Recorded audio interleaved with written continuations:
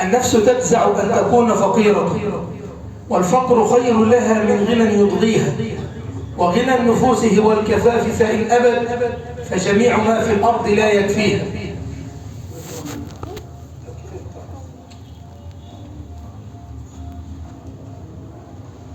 النفس تجزع أن تكون فقيرة، والفقر خير لها من غنى يضغيها، وغنى النفوس هو الكفاف، فإن أبد فجميع ما في الأرض لا يكفيها. هي القناعة فالزمها تكن ملكة، ولو لم تجد فيها إلا راحة البال. وانظر إلى من ملك الدنيا بأسرها الراحة منها بغير القطن والكفن، فالنفس تبكي على الدنيا وقد علمت أن السلامة فيها ترك ما فيها. لا دار للمرء يسكنها إلا التي كان قبل الموت يبنيها، فإن بناها بخير طاب مسكنها، وإن بناها بشر خاب بنيها. وأصلي وأسلم على المبعوث رحمة للعالمين وسيدا للمتقين وإماما للمرسلين، صلوات ربي وتسليماته عليك يا سيدي يا رسول الله. بداية كل عام وأنتم بخير، وتقبل الله منا ومنكم صالح الأعمال، وتقبل الله منكم الصيام والقيام وكل أعمال البر. ينبغي على كل مؤمن وعلى كل مسلم أن يعرف قدر وقته، وأن يتعرف على شرف زمانه. فالله سبحانه وتعالى فضل شهر رمضان على سائر الشهور. ليه؟ لنزول القرآن فيه. قال تعالى: شهر رمضان الذي أنزل فيه القرآن. وفضل ليلة القدر على سائر ليالي شهر رمضان كلها لنزول القرآن فيها. قال الله تعالى: إنا أنزلناه في ليلة القدر. وفضل رسولنا الكريم على سائر الأنبياء والمرسلين لنزول القرآن عليه. يوم نأتي من كل أمة بشهيد. طب نصلي على سيدنا النبي كده. وجئنا بك على هؤلاء شهيدا. وفضل أمة النبي صلى الله عليه وسلم على سائر الأمم لنزول القرآن فيهم. قال الله تعالى: وكذلك جعلناكم أمة وسطا لتكونوا شهداء على الناس ويكون الرسول عليكم شهيدا.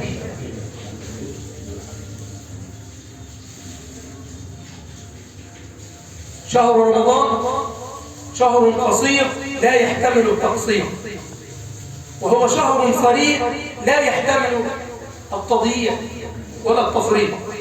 ففي الصحيحين من حديث عبادة بن الصامت أن رسول الله صلى الله عليه وسلم قال سيدنا عبادة بن الصامت: أسلم رجلين بين يدي رسول الله صلى الله عليه وسلم، فمات الأول شهيدا، ثم مات الثاني بعده بسنة، فرآهما في المنام.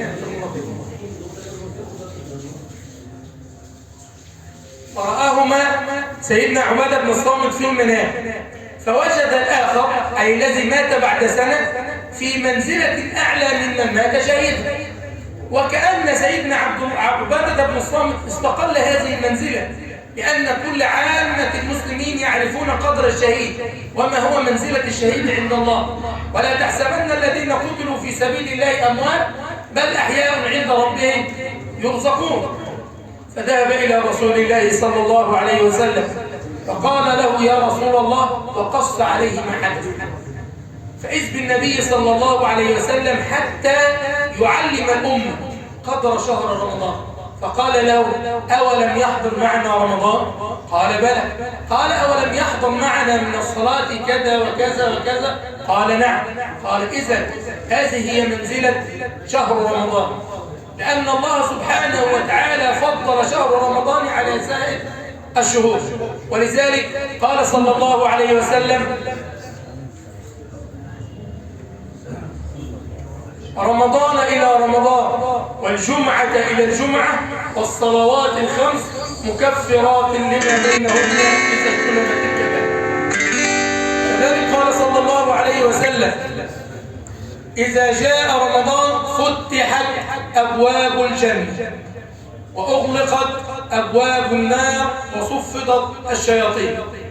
فالله سبحانه وتعالى تكريما لهذا الشهر العظيم المبارك يغير في السنن الكونية التي تجري في الكون كله.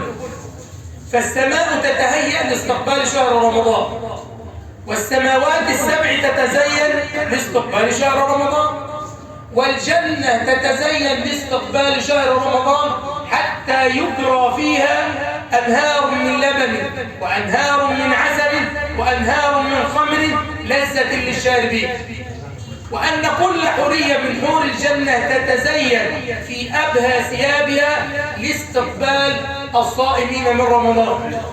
وأن الله سبحانه وتعالى فضل الصائمين على سائر الأعمال بأن جعل لهم بابا في الجنة لا يدخل منه إلا الصائمون يسمى باب الريان. وكما قال النبي صلى الله عليه وسلم كما عند البخاري ومسلم من هذا الحديث القدسي، إذ قال الرب سبحانه وتعالى على لسان نبينا صلى الله عليه وسلم: كل عمل ابن آدم له إلا الصوم فإنه لي وأنا الذي أجزي به. وهذه من الأعمال الأربعة التي اختص الله به سبحانه وتعالى وأخفى الجزاء والثواب عن عباده حتى يتكفل الله سبحانه وتعالى بعباده ويجازيهم على قدر كرمه وعطائه وعفوه سبحانه وتعالى. الإمام ابن حجر العسقلاني حول هذا الحديث له 10 لطائف، هنذكر منها 2 أو 3. بيقول اشمعنى يعني الصوم اللي ربنا سبحانه وتعالى هيتكفل به وهو الذي يجزي به؟ يقول: لأن الصيام هي العبادة الوحيدة التي لا رياء فيها. فقد يصلي الإنسان رياء، وقد يذبح الإنسان رياء، وقد يتصدق رياء، وقد يحوش إلى بيت الله الحرام رياء. أما الصوم فلا رياء فيها، لأنها عبادة سرية قلبية روحانية بدنية ترتبط وتتعلق ما بين العبد وربه سبحانه وتعالى. كذلك قال أهل العلم أن الصمد هو الصائم على الدوام الذي لا يأكل ولا يشرب. فأنت في أثناء صومك تتشبه بصفة الرحمن سبحانه وتعالى، ألا وهي الصمد أو الصفة الصمدية. خد بقى الكلام: أنها العبادة الوحيدة التي لم يتقرب بها أحد من قبل ولا من بعد لغير الله سبحانه وتعالى. كانوا في الجاهلية يقدمون القرابين والنذور لغير الله سبحانه وتعالى، ولم يتقرب أحد من أهل الشرك لغير الله سبحانه وتعالى بالصوم أبدا. بارك الله. بل إن كل من صام نظرة لله سبحانه وتعالى. إني نظرت للرحمن صوم،